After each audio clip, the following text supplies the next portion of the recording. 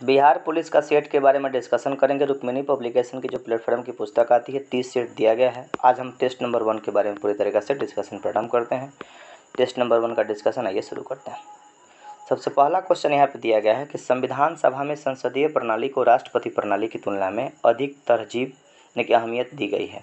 संविधान सभा में संसदीय प्रणाली को राष्ट्रपति प्रणाली की तुलना में अधिक तरजीह दी गई, यानी कि भारत का जो व्यवस्था है संसदीय व्यवस्था है, और संसदीय व्यवस्था हम लोग कहाँ के संविधान से लिए थे? ब्रिटेन के संविधान से लिए थे। यानी कि राष्ट्रपतीय प्रणाली का मतलब कि जहाँ का मालिक, जहाँ का सर्वेसर्वा राष्ट्रपति होगा।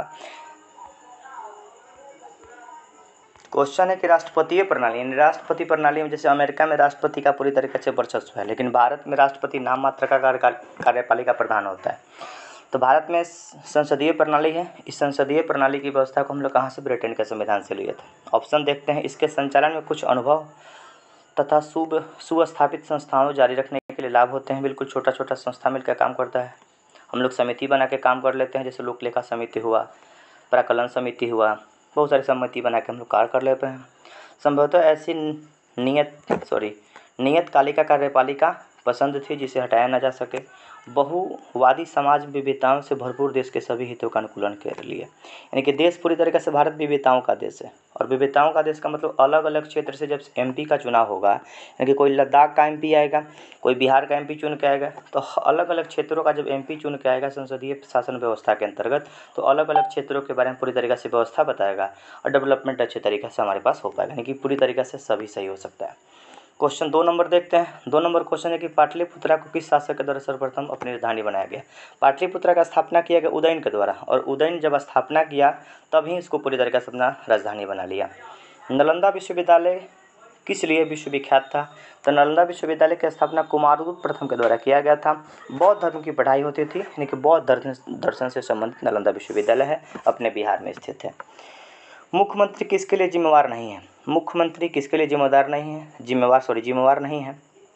राज्य का प्रशासन चलाना, कानून और व्यवस्था बनाए रखना, राज्य की सुरक्षा पूरी तरीके से मुख्यमंत्री के जिम्मे नहीं, और भी लोगों के जिम्मे पूरी तरीके से होता है। आगे देखते हैं। वित्तीय घाटे का क्या मतलब है? वित्तीय घाटे का क्या मतलब है, आइए देखते हैं। खर्च से अधिक आय स्फीति सभी मदों पर प्राप्त आय खर्च से कम होता है, और उपयुक्त में से कोई नहीं। खर्च से अधिक आय यानी कि जितना हमारे पास खर्च है उससे अधिक आय कमाएंगे तो वित्तीय घाटे कहाँ पे होगा? अस्फीति का मतलब पूरी तरीके से गिरना होता है। जैसे मुद्रास्फीति एक शब्द मिलेगा इकोनॉमी में, तो मुद्रास्फीति का मतलब कि मुद्रा का वैल्यू गिर जाना है। अस्फीति का मतलब पूरी तरीके से गिरना ही होता है। सभी मदों से प्राप्त आय खर्च से कम, यानी कि जितना भी हमको आमदनी है, नहीं आमदनी अठनी और खर्चा रुपया, इसका मतलब वित्तीय घाटा। क्वेश्चन आगे देखते हैं। अच्छा प्रश्न है। निम्नलिखित में से कौन सा मूल अधिकार भारतीय के संविधान के नागरिकों को प्रदान नहीं किया? यानी कौन सा मूल अधिकार नहीं है? देश के किसी विभाग में बसने का अधिकार बिल्कुल है। अनुच्छेद 19 के अंतर्गत हम लोग कहीं पे बस सकते हैं, जमीन खरीद के रह सकते हैं। लिंग समानता का अधिकार बिल्कुल, जाति धर्म लिंग के स्थान पे किसी से भेदभाव नहीं करना। सूचना का अधिकार मौलिक अधिकार नहीं है। सूचना का अधिकार 2005 में पारित किया गया था। सूचना के अधिकार को लेकर ना सबसे पहले आंदोलन हुआ था राजस्थान में, और जो वर्तमान में अरविंद केजरीवाल दिल्ली के मुख्यमंत्री हैं, सूचना के अधिकार को पारित कराने में उनका बहुत बड़ा योगदान रहा था। तो शोषण के विरुद्ध अधिकार हम लोग बात कर लिए थे, यहाँ थोड़ा सा एक क्वेश्चन और बन जाएगा। अनुच्छेद 23 और अनुच्छेद 24। शोषण के विरुद्ध अधिकार अनुच्छेद 23 और अनुच्छेद 24 दोनों में है। अनुच्छेद 23 में एक शब्द मिलेगा आपको बलात् श्रम निषेध, मानव दुर्व्यवहार, मानव दुर्व्यापार। बलात् श्रम निषेध का मतलब कि जबरदस्ती किसी से काम नहीं कराना है। मानव दुर्व्यवहार का मतलब किसी से दुर्व्यवहार नहीं करना है, और दुर्व्यापार का मतलब किसी को आपको बेचना नहीं है। अनुच्छेद 24 बताता है ना कि 14 साल से कम उम्र के बच्चे को कारखाना में काम आपको नहीं कराना है। ये दोनों क्या है? शोषण के विरुद्ध अधिकार है, भारत के संविधान में मौलिक अधिकार है। भारत के पहले कार्बन न्यूट्रल गांव के रूप में किसे विकसित किया गया? कार्बन न्यूट्रल गांव जो ये पूरी तरीके से विकसित किया गया है, ये महाराष्ट्र का एक गांव है। महाराष्ट्र का जो गांव है पूरी तरीके से, 1 मिनट रुकिएगा, कार्बन न्यूट्रल गांव महाराष्ट्र का भिवाड़ी है। महाराष्ट्र का जो भिवाड़ी गांव है पूरी तरीके से कार्बन न्यूट्रल गांव के रूप में याद रखेंगे। भारत में झूम कृषि के अंतर्गत भूमि का सर्वाधिक प्रतिशत किस राज्य में है? झूम कृषि कहाँ पे ज़्यादा होती है? नागालैंड में झूम कृषि ज़्यादा होती है। झूम कृषि का मतलब घूम घूम कर खेती करना, यानी कि इसको हम लोग काटो जलाओ कृषि कहा जाता है। जंगल को जलाते हैं, जलाने के बाद वहाँ खेती करते हैं, 4-5 साल तक खेती करेंगे पूरी तरीक़ा से, फिर उस जगह को छोड़ कर दूसरी जगह खेती करना हम लोग प्रारंभ कर देंगे। झूम कृषि का नाम अलग अलग क्षेत्रों में अलग अलग का नाम होता है। झारखंड में झूम कृषि को कहा जाता है कुरुआ कहा जाता है, छत्तीसगढ़ में दीपा कहा जाता है। ठीक है। बिहार राज्य ने किस वर्ष सरकारी नौकरी में महिलाओं को 35% आरक्षण दिया? 2016 से 35% आरक्षण महिलाओं को अलग अलग नौकरियों में पूरी तरीके से दी जा रही है। क्वेश्चन आगे देखते हैं कि बिहार का सर्वोच्च साहित्य सम्मान कौन है? बिहार का सर्वोच्च साहित्य सम्मान राजेंद्र सम्मान। राजेंद्र बाबू अपने बिहार से ही थे, इसमें कोई दिक्कत नहीं है। सरस्वती सम्मान भी साहित्य में दिया जाता है। सबसे पहले सरस्वती सम्मान मधुशाला के दिया गया था हरिवंश राय बच्चन को। अमिताभ बच्चन के जो फादर थे हरिवंश राय बच्चन, उनको सरस्वती सम्मान सबसे पहले दिया गया था। कालिदास सम्मान मध्य प्रदेश के द्वारा दी जाती है। कालिदास सम्मान मध्य प्रदेश सरकार के द्वारा दी जाती है। और बिहार का सर्वोच्च साहित्य सम्मान राजेंद्र सम्मान है। शिक्षा और संस्कृति पुस्तक के लेखक महात्मा गांधी। शिक्षा और संस्कृति पुस्तक के लेखक महात्मा गांधी के द्वारा ये पुस्तक लिखा गया था। क्वेश्चन आगे देखते हैं। हिंदी का क्वेश्चन है, अति सुधो स्नेह स्नेह की माड़ग है, जहाँ नेकू सयानप बंक नहीं। ये स्टेटमेंट पूरी तरीके से धनानंद के दिए दिया गया। धनानंद जो कि नंद वंश का अंतिम राजा हुआ करता था। 20 के दांत पुस्तक के लेखक नलिन विलोचन शर्मा। क्लास 10th का क्वेश्चन है, इस बात को थोड़ा सा गौर करिएगा। 20 के दांत पुस्तक के लेखक नलिन विलोचन शर्मा। सही वर्तनी वाले शब्द का चयन करिए। कौन सा सही लिखा गया है? ऑप्शन ए भुलक्कड़, ऑप्शन डी बिल्कुल सही होगा भुलक्कड़। जो लिखने का जो तरीका है बिल्कुल सही है। सरला से फल खाया जाता है। सरला से फल खाया जाता है का कृतवाच्य क्या होगा? सरला से फल खाया जाता है, सरला ने फल खाया, बिल्कुल ठीक है। आगे देखते हैं क्वेश्चन। एक पूर्णतः प्रत्यास्थ टक्कर में केवल संवेग संरक्षित रहता है, संवेग और गतिज ऊर्जा दोनों संरक्षित रहता है। बिल्कुल, जब हम टक्कर लगाते हैं, संवेग के बारे में टक्कर से पहले टक्कर के बाद क्या कंसेप्ट पढ़ा जाता है। संवेग के बारे में थोड़ा सा याद रख लीजिएगा कि संवेग का फॉर्मूला कभी कभी पूछ लिया जाता है। संवेग बराबर P बराबर mv होता है। m का मतलब होता है द्रव्यमान और v का मतलब होता है वेग। ठीक है। फिर हम लोग गतिज ऊर्जा के बारे में भी थोड़ा सा देख लेते हैं। गतिज ऊर्जा को लिखते हैं काइनेटिक एनर्जी। गतिज ऊर्जा बराबर एक फार्मूला होता है हाफ mv²। ये दोनों फार्मूला थोड़ा सा याद रखिएगा। संवेग का फार्मूला P बराबर mv होता है और गतिज ऊर्जा का फार्मूला हाफ mv²। m का मतलब द्रव्यमान और v का मतलब वेग होता है। तो जब प्रत्यास्थ टक्कर होता है, पूर्णतः प्रत्यास्थ टक्कर होता है, संवेग और गतिज ऊर्जा दोनों ही संरक्षित रहता है। क्वेश्चन है कि जब हम रबर के गद्दे वाले सीट पर बैठते हैं, तब गद्दे पर लेटते हैं तो उसका आकार परिवर्तित हो जाता है। ऐसे पदार्थ में पाई जाती है स्थितिज ऊर्जा। यानी कि गद्दा पर बैठे सिकुड़ा, फिर छोड़ दिए तो लपेट लिए, यानी कि गद्दा के आकार में परिवर्तित हो जाता है। ये स्थितिज ऊर्जा के कारण ही होता है। यानी कि स्थिर अवस्था में अगर उसमें कुछ परिवर्तन होता है उसको स्थितिज ऊर्जा कहा जाता है। गतिज करते हुए कुछ अगर हम लोगों के परिवर्तन होगा उसको गतिज ऊर्जा के रूप में याद रखेंगे। आगे देखते हैं क्वेश्चन। व्यक्ति अपनी दाढ़ी बनाने के लिए किस दर्पण का प्रयोग करते हैं? दाढ़ी बनाने के लिए अवतल का प्रयोग करते हैं। अवतल वस्तु को बड़ा करके पूरी तरीके से दिखाता है, तो दाढ़ी बनाने के लिए हम लोग अवतल दर्पण का प्रयोग करते हैं। आगे देखते हैं क्वेश्चन है कि ठोस में चल सकने वाली तरंग। ठोस में दोनों तरंग चलती है, अनुप्रस्थ भी चलती है और अनुदैर्ध्य भी चलती है। अनुप्रस्थ के लिए थोड़ा सा याद रखें क्योंकि प्रकाश अनुप्रस्थ तरंग का उदाहरण है, ध्वनि अनुदैर्ध्य तरंग का उदाहरण है। ध्वनि अनुदैर्ध्य है और प्रकाश अनुप्रस्थ तरंग का उदाहरण है। क्वेश्चन है कि निम्नलिखित में से किससे होकर जाने वाली प्रकाश की किरणें अपवर्तन के बाद बिना विचलन हुए उसी पथ पर सीधे निकल जाती है?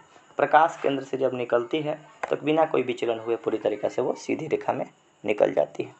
एक लेंस का आवर्धन का मान सदैव 1 से कम होता है, वह लेंस कौन सा होगा? अवतल लेंस में आवर्धन का मान 1 से कम होता है। आवर्धन को m से सूचित किया जाता है। वस्तु से बड़ा और आभासी प्रतिबिंब आपको देखना होगा। वस्तु से बड़ा देखना होगा। अभी हम लोग बात किए थे कि दाढ़ी बनाने के लिए कौन सा दर्पण? अवतल दर्पण। आँख, कान, नाक, गला के डॉक्टर के पास अवतल दर्पण। अवतल दर्पण वस्तु को बड़ा करके दिखाता है, तो आसानी से क्वेश्चन बनने कोई दिक्कत नहीं। चुंबकीय फ्लक्स का कैसे मात्रा क्या होता है? वेबर होता है। चुंबकीय फ्लक्स कैसे मात्रा क्या होगा? वेबर होगा। क्वेश्चन नंबर 29 देखते हैं। निम्नलिखित में से उस विकल्प का चयन करें जो त्रिशंकु होना मुहावरे का सही अर्थ क्या होगा? त्रिशंकु होना का मतलब कि उधर से लटकाना, क्वेश्चन आ गया इप्सिलॉन नॉट का ऐसे मात्रक क्या होता है। इसको इप्सिलॉन नॉट बोला जाता है। इप्सिलॉन नॉट का ऐसे मात्रक फैराड प्रति मीटर होता है। धारिता का मात्रक फैराड होता है और इप्सिलॉन नॉट का ऐसे मात्रक फैराड प्रति मीटर होता है। कपास के लिए पैदावार के लिए कौन सी मिट्टी? काली मिट्टी। रिवीजन हम लोग कर चुके हैं बहुत अच्छे तरीके से। जलोढ़ मिट्टी दो प्रकार की होती है। नदी के द्वारा बहा कर लाई गई मिट्टी को जलोढ़ मिट्टी कहा जाता है। दो प्रकार का जलोढ़ मिट्टी होता है, नवीन जलोढ़ मिट्टी और पुरानी जलोढ़ मिट्टी। नवीन जलोढ़ मिट्टी का नाम खादर है और पुरानी जलोढ़ मिट्टी का नाम बांगड़ है। बांदीपुर वन्यजीव अभयारण्य कहाँ पे है? कर्नाटक में स्थित है। आगे बढ़ते हैं। समुद्र की गहराई डैश के द्वारा मालूम करते हैं? सोनार के द्वारा करते हैं। सोनार से समुद्र की दूरी और रडार से वायुयान के बारे में बात करते हैं। रडार से वायुयान के बारे में बात करते हैं, सोनार से समुद्र की गहराई। जब टाइटैनिक जहाज पूरी तरीके से जब नीचे डूब गया था तो सोनार के द्वारा ही हम लोग पता करेंगे। कोई भी पनडुब्बी हमारा डूब जाता है तो हम लोग सोनार के कारण ही पता कर लेते हैं। साउंड नेविगेशन एंड रैंकिंग होता है। आगे डॉपलर प्रभाव भी हम लोग पढ़े थे, ध्वनि से संबंधित है। डॉपलर प्रभाव का मतलब हम लोग पढ़े थे कि हम इसका एक छोटा सा कंसेप्ट होता है। डॉपलर प्रभाव दिए थे न्यूटन नामक वैज्ञानिक। ट्रेन हमारे समीप आएगी तो ट्रेन का आवाज़ ज़ोर ज़ोर से सुनाई देगा। ट्रेन हमसे दूर जाएगी तो ध्वनि धीरे धीरे सुनाई देगा। ध्वनि का तेज़ सुनाई देना और ध्वनि का धीरे सुनाई देना ही डॉपलर प्रभाव होता है। डॉपलर प्रभाव का संबंध ध्वनि से है। ध्वनि निर्वात में गमन नहीं करती है। ध्वनि सबसे तेज चलती है ठोस में, तब द्रव में और तब गैस में। ध्वनि अनुदैर्ध्य तरंग का उदाहरण है। लेजर किरण के रूप, लेजर एक प्रकार का किरण के रूप में याद रखिएगा। भारत के निजी क्षेत्रों की सबसे बड़ी विद्युत परियोजना कौन सी है? दालोह परियोजना कहाँ पे? महाराष्ट्र में स्थित है।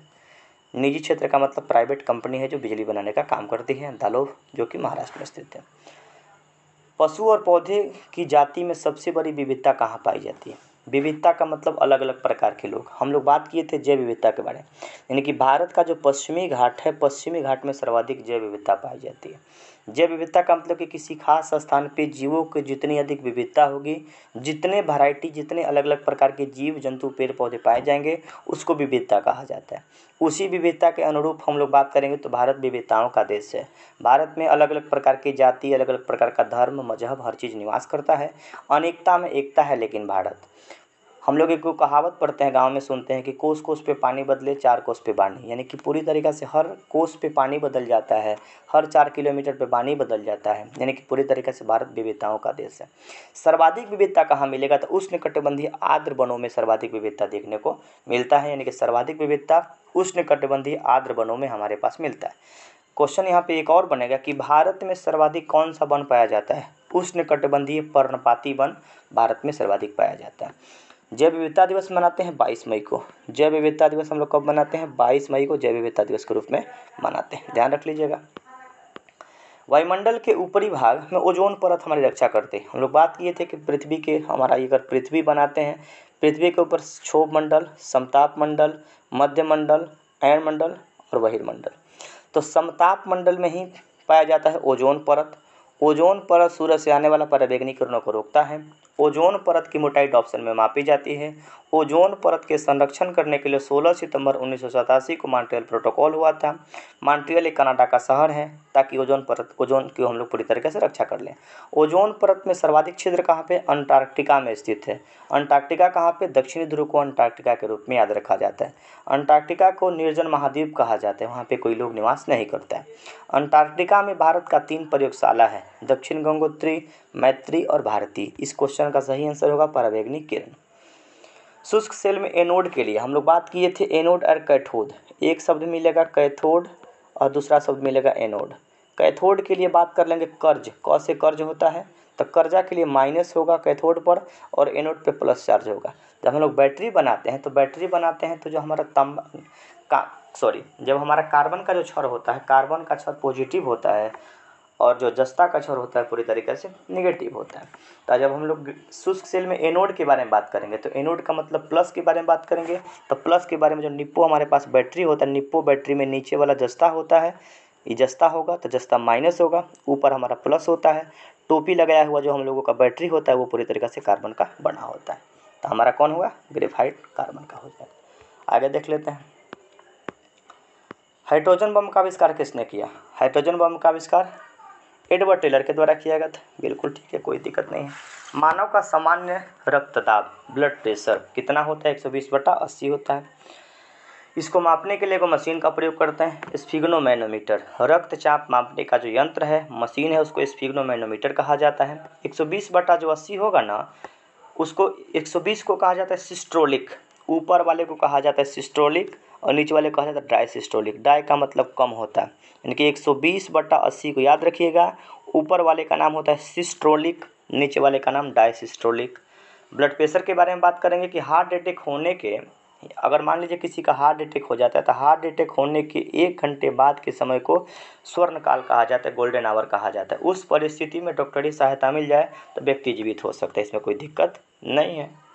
आगे देखते हैं उपास्थि तथा हड्डियों के निर्माण में, हड्डी में कैल्शियम पाया जाता है, इसमें कोई दिक्कत नहीं है। आगे बढ़ जाते हैं। मिल्क ऑफ मैग्नीशिया एक निलंबन है मैग्नीशियम हाइड्रोक्साइड का। जब पेट खराब हो जाएगा, इसके मिल्क ऑफ मैग्नीशिया एक दवा के रूप में भी हम लोग प्रयोग करते हैं। जब पेट में कब्ज हो जाता है ना, इसका उपयोग करते हैं। तो milk of magnesia magnesium hydroxide के रूप में काम करता है। Plaster of Paris, plaster of Paris के लिए हम लोग बात किए थे, इसका सूत्र होता है CaSO4 ½ प्लास्टर ऑफ पेरिस का जो सूत्र, इसको हम लोग बोलते हैं calcium sulphate hemihydrate. Calcium sulphate hemihydrate के रूप में याद रखेंगे। Ca लिख देते हैं थोड़ा सा हम लोग, CaSO4 ½ इसका सूत्र होता है। इसका रासायनिक सूत्र तो ये हो गया, बोलते क्या है तो कैल्शियम सल्फेट हेमीहाइड्रेट के रूप में इसको याद रखा जाता है। स्टेनलेस स्टील किस मिश्र धातु का बना होता है? स्टेनलेस स्टील बनाने के लिए लोहा, क्रोमियम और कार्बन मिला के पूरी तरीके से हम लोग बनाते हैं। अब इस सेट को करने के बहाने हम लोग देखेंगे ना कि कुछ टॉपिक आपको SPD की किताब से पढ़ना है, कुछ चीज़ तो हम करा भी रहे हैं और आपको भी करना है। मान लीजिए कि अब जितना मिश्र धातु है, एक मिश्र धातु पीतल पढ़ लीजिए यहीं पे। एगो छोटा सा ट्रिक याद रखिएगा, पिताजी, पीतल जो आपका बनेगा, पीतल बनेगा तो पिताजी ट्रिक याद रखिएगा, पीतल बनेगा हमारा तांबा से और जौ से होगा जस्ता से। पीतल, तांबा और जस्ता का मिश्रण होता है। तांबा को Cu से लिखा जाता है और जस्ता को Zn से लिखा जाता है। तो पीतल तांबा जस्ता से बनेगा, पहला क्वेश्चन बन गया। दूसरा क्वेश्चन बनेगा कांसा। कांसा जो बना होता है ना, ये बना होता है तांबा से और प्लस टीन से। अब आपका काम, हम आपको होमवर्क दे रहे हैं, किसी किताब से जाके जितना मिश्र धातु है, 4-5 गो मिश्र धातु कम से कम पढ़ लीजिएगा। हम आपको 3 बता दिए। कांसा धातु जो पूरी तरीक़ा से बनेगा, कांसा, तांबा और टीन का मिश्रण होता है। सिंधु घाटी सभ्यता कांस्य युगीन सभ्यता का उदाहरण है। आगे देख लें तो स्टेनलेस स्टील किसका मिश्र धातु है? लोहा, क्रोमियम और कार्बन का मिश्र धातु स्टेनलेस स्टील है। कांच को नीला रंग प्रदान करता है कौन? तो कांच को नीला रंग प्रदान करता है कोबाल्ट ऑक्साइड, कांच को नीला रंग पूरी तरीके से प्रदान करता है। रक्त अस्कंदन मतलब रक्त को जमाने के लिए विटामिन के सहायता प्रदान करता है, कोई दिक्कत नहीं है।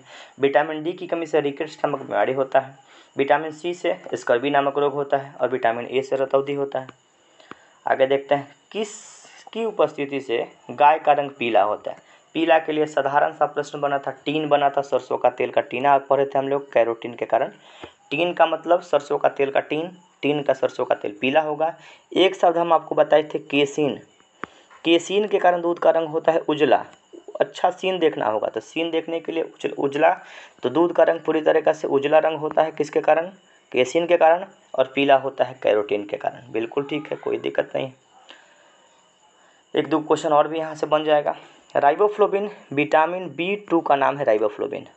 विटामिन B2, जब 2 हम लोग लिखते हैं तो 2 को इस प्रकार से लिख सकते हैं कि नहीं? मान लीजिए कि हम 2 लिख रहे हैं तो इसमें R बना देंगे, इसी से तो हमारा बन गया राइबोफ्लोविन। विटामिन B1 का नाम हम लोग बनाए थे T, B1 को T बना देंगे। विटामिन B1 का थायमिन कहा जाता है। विटामिन B1 का वैज्ञानिक नाम, रासायनिक नाम थायमिन, और विटामिन B2 को राइबोफ्लोविन के रूप में हम लोग याद रखेंगे। एंजाइम मूल रूप से क्या होता है? एंजाइम हम लोग बात किए थे कि 20 एमिनो अम्ल मिल के प्रोटीन बनता है, और प्रोटीन एक प्रकार का एंजाइम है। तो एंजाइम प्रोटीन का उदाहरण है। कान में कितनी हड्डियाँ होती है? कान में 6 हड्डी होती है। अगर पूरी तरीके से पूछ रहा है, ऑप्शन में 3 होता तो 3 हो जाता है। एक कान में 3 हड्डी और दूसरे कान में 3 हड्डी, तो दोनों कान में कितना हड्डी? 6 हड्डी। बिल्कुल ठीक है। पौधे में जाइलम उत्तक किसके लिए काम करता है? हम आपको बताए थे, अगर हमारा ये पेड़ है, आपके घर के अगल बगल में पेड़ होगा, तो पेड़ के पास, पेड़ पे जड़ होगा, जड़ में जल होगा और यहाँ पे जाइलम होगा। जाइलम एक रास्ता होता है, टिश्यू होता है। जाइलम नामक रास्ते से जल, जाइलम कहाँ पे होगा? जड़ में होगा। और इससे करेगा क्या, तो जल और खनिज लवण को ना पूरी तरीक़े से पत्ता के पास पहुँचाएगा। पेड़ के पत्ते को पौधे का रसोई घर कहा जाता है, वहीं पे खाना बनता है और खाना बना के फ्लोएम नामक टिश्यू से नज़र को पहुंचा देता है। कुछ कुछ क्या करता है, पेड़ पौधा जड़ स्टार्च के रूप में संचित कर लेता है, वही स्टार्च का पाचन मानव करता है और कैप्सूल का कवर स्टार्च का बना होता है। तो जाइलम होगा जड़ में, करेगा जल और खनिज लवण को हम लोग पूरी तरीके से ऊपर की तरफ पहुंचाने का काम करेगा। अच्छे से समझ लीजिए, पौधे में जाइलम उत्तक निम्नलिखित में से किस पदार्थों का संवहन करता है, पानी और खनिज लवण का संवहन करता है। प्याज, तो प्याज हम लोगों का तना होता है, यानी प्याज का तना खाते हैं। प्याज का सल्क पत्र, यानी कि सल्क का मतलब उसका कवड़, उसी पत्र के रूप में खा लेते हैं। लाल रुधिर कोशिका आरबीसी, आरबीसी का उत्पादन कहाँ पे होता है, अस्थि मज्जा में होता है। हड्डी के बीच में ना कुछ मांसल पदार्थ होता है, नहीं हड्डी के बीच में कुछ, अस्थि का मतलब हड्डी और मज्जा का मतलब छोटा मटेरियल, याद रख लीजिएगा आसानी से। अस्थि का मतलब हड्डी के बीच में कुछ मांसल पदार्थ होता है, उसी को अस्थि मज्जा कहते हैं। क्या कहते हैं, अस्थि मज्जा कहते हैं, और उसी में आरबीसी का निर्माण होता है। आरबीसी का हमारा काम क्या होता है, तो आरबीसी का काम शरीर में ऑक्सीजन को पहुंचाना ही होता है। आरबीसी का जीवन काल 20 से 120 दिन होता है। आगे क्वेश्चन देखिए, उपभोक्ता शोषण, उपभोक्ता शोषण के प्रमुख कारण क्या हैं। उपभोक्ता शोषण के प्रमुख कारण सूचनाओं का अभाव, उपभोक्ता की अज्ञानता, वस्तुओं की सीमित आपूर्ति। बिल्कुल, लोगों का शोषण कब होगा, जैसे मान लीजिए कि शोषण के विरुद्ध अधिकार हम लोग पढ़ लिए हैं, शोषण के विरुद्ध अधिकार पढ़ लिया अनुच्छेद 23, आसानी से समझिएगा क्वेश्चन। इस क्वेश्चन को जवाब देने के लिए आप थोड़ा सा दिमाग लगाना पड़ेगा, आराम से आप सही कर लीजिएगा। अनुच्छेद 23 अनुच्छेद 24 पढ़े, शोषण के विरुद्ध अधिकार था।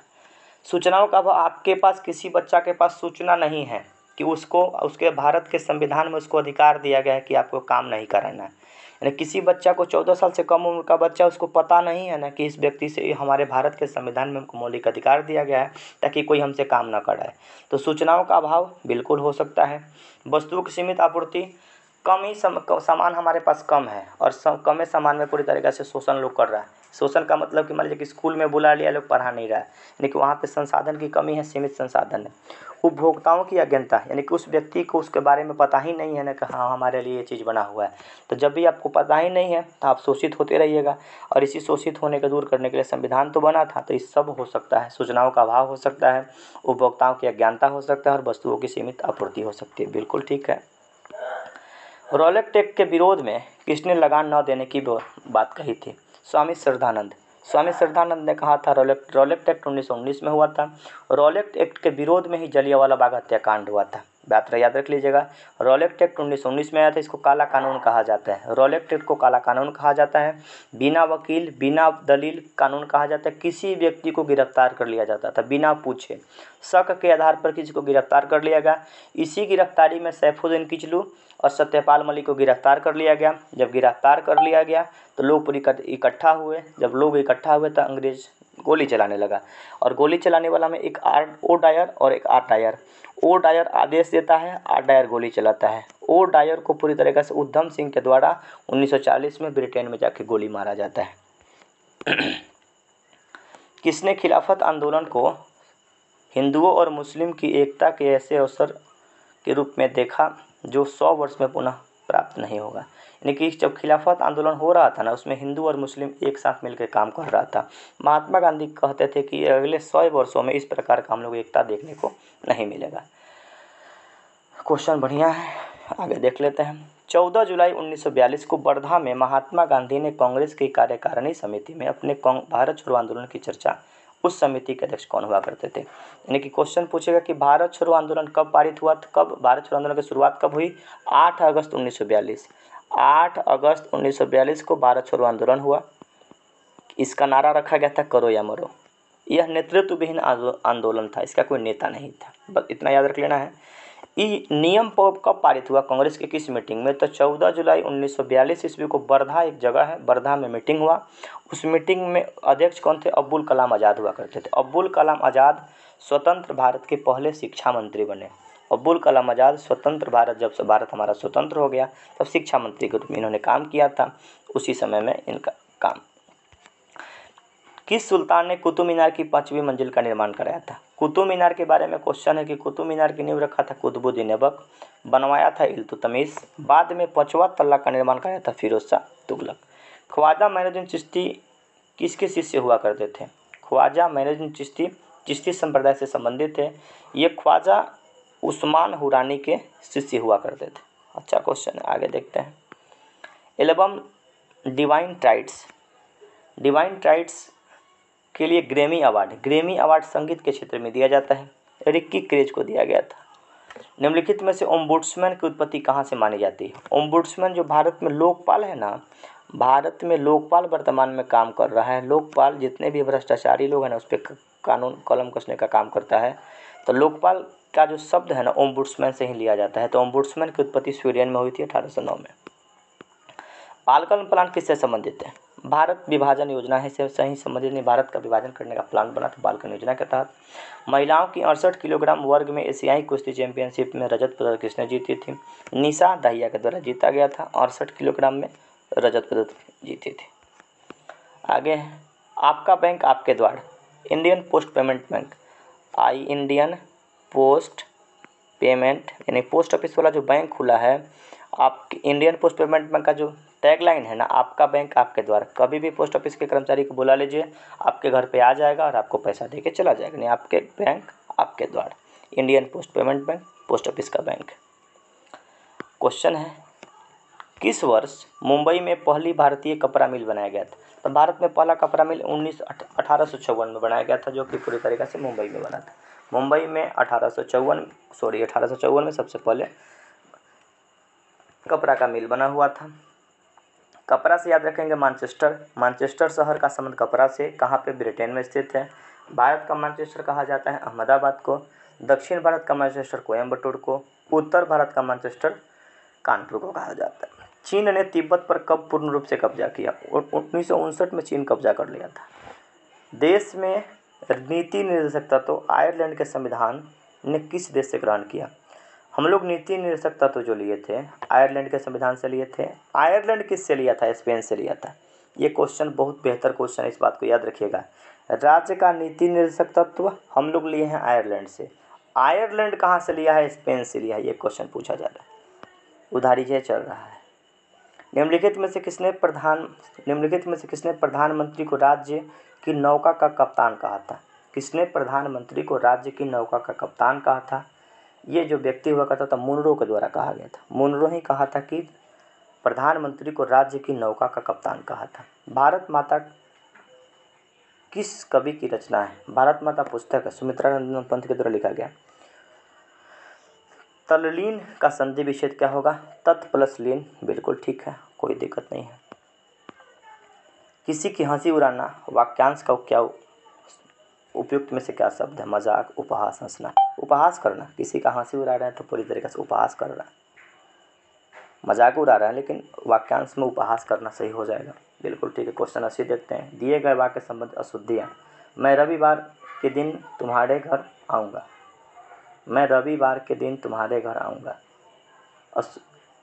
संज्ञा में इसमें अशुद्धि है, इसमें कोई दिक्कत नहीं। भारत में विश्व में कितने प्रतिशत आबादी निवास करती है? 17.5%। भारत का क्षेत्रफल पूरे विश्व के क्षेत्रफल का 2.4 है और जनसंख्या हम लोग 17.5% रखे हुए। मेजनी का संबंध किससे था? मेजनी पूरी तरीका से मेजनी का संबंध किससे था? कार्बोनिस से था। गैरिबाल्डी पेशे से क्या था? गैरिबाल्डी पेशे से नाविक हुआ करता था। विश्व इतिहास में सब पढ़ना है। निम्नलिखित में से कौन डायमंड लीग ट्रॉफी जीतने वाला पहले भारतीय बन गया? डायमंड लीग ट्रॉफी जीतने वाला पहला भारतीय का नाम था नीरज चोपड़ा। नीरज चोपड़ा का संबंध भाला फेंक से। 7 अगस्त को भाला फेंक दिवस मनाते हैं। 16वां IPL संस्करण का खिताब किसने जीता? चेन्नई सुपर किंग जीता था। हारा था पूरी तरीके से गुजरात टाइटन। उप विजेता गुजरात टाइटन और चेन्नई सुपर किंग जीत गया था, धोनी का टीम। निम्नलिखित में से किसने गांधीवादी योजना का विचार किया था? गांधीवादी योजना का जो विचार श्रीमन नारायण अग्रवाल के द्वारा किया गया था। गांधीवादी योजना का विचार श्रीमन नारायण अग्रवाल के द्वारा किया गया था। समष्टि अर्थशास्त्र में किसका अध्ययन नहीं किया जाता? 2 प्रकार का अर्थशास्त्र, एक व्यष्टि और एक समष्टि। तो समष्टि अर्थशास्त्र में एक उपभोक्ता के बारे में हम लोग चर्चा नहीं करते हैं। अर्थशास्त्र 2 प्रकार का, व्यष्टि और समष्टि। अंतर्राष्ट्रीय मुद्रा कोष IMF की स्थापना ब्रेटन वुड्स सम्मेलन के तहत किया गया था। IMF और वर्ल्ड बैंक, इन दोनों को ना ब्रेटन वुड्स ट्विंस कहा जाता है, यानी कि दोनों संस्था का निर्माण इसी मीटिंग के परिणाम स्वरूप एक बार मीटिंग हुआ और इसी मीटिंग में IMF की स्थापना किया गया और वर्ल्ड बैंक का स्थापना किया गया। IMF का मुख्यालय वाशिंगटन DC में है। भारत में स्वतंत्रता के पश्चात प्रथम मंत्रिमंडल में कानून मंत्री कौन बने थे? कानून मंत्री BR अम्बेडकर बनाए गए थे, BR अम्बेडकर को बनाया गया था। क्वेश्चन बनता है आगे कि लोकसभा में राज्यवार सीटों का आवंटन 1971 की जनगणना पर आधारित है। यह कब तक यथावत रहेगा? यानी कि वर्तमान में लोकसभा का सीट अलग अलग राज्यों में अलग अलग प्रकार से है। अपने बिहार में 40, ये कब तक बना रहेगा? तो 2026 के तक ही पूरी तरीके से इतना ही बना रहेगा। और आधार हम लोगों का वर्ष कौन है? 1971 का जो जनगणना है उसी आधार पर हम लोग सीटों को बंटवारा किए हैं और वर्तमान में ये बना रहेगा। क्वेश्चन 91 देखते हैं। 91 नंबर क्वेश्चन, निम्नलिखित धातुओं में से उनकी अभिक्रियाशीलता के क्रम में व्यवस्थित करिए। सबसे अभिक्रियाशील धातु सोडियम, तब मैग्नीशियम, तब एल्युमिनियम, तब जिंक होता है। कोई दिक्कत नहीं, आगे देख लेते हैं क्वेश्चन। रक्त के स्कंदन के लिए हम लोग पढ़े थे विटामिन K और Ca++B रक्त का स्कंदन करने में सहायता प्रदान करता है। नरेगा को मनरेगा कब नाम रखा गया? 2 अक्टूबर 2009 को नरेगा का नाम वर्तमान में मनरेगा कर दिया गया। मनरेगा से 100 दिनों का रोजगार आपको मिलता है, गारंटी एक्ट है। जीव की आधारभूत पदार्थ क्या है? जीवन का आधारभूत फंडामेंटल सब्सटेंस जीव द्रव्य। जीवों का आधारभूत पदार्थ क्या है? जीव द्रव्य है, बिल्कुल ठीक है। प्रकाश संश्लेषण की दर सबसे अधिक किस रंग में होती है? प्रकाश संश्लेषण सबसे अधिक लाल रंग में होती है, बिल्कुल। पूरा क्वेश्चन यहाँ पे आपका ख़त्म होता है। ये वीडियो कैसा लगा कमेंट करके ज़रूर बताइएगा। ये 30 सेटों का ये पूरे तरीक़े से बुक पुस्तक है। 30 सेट पूरी तरीक़े से हम कंप्लीट कराने का प्रयास करेंगे। आज तो पहला सेट है, कल 5 सेट का आपका वीडियो धीरे धीरे मिल जाएगा।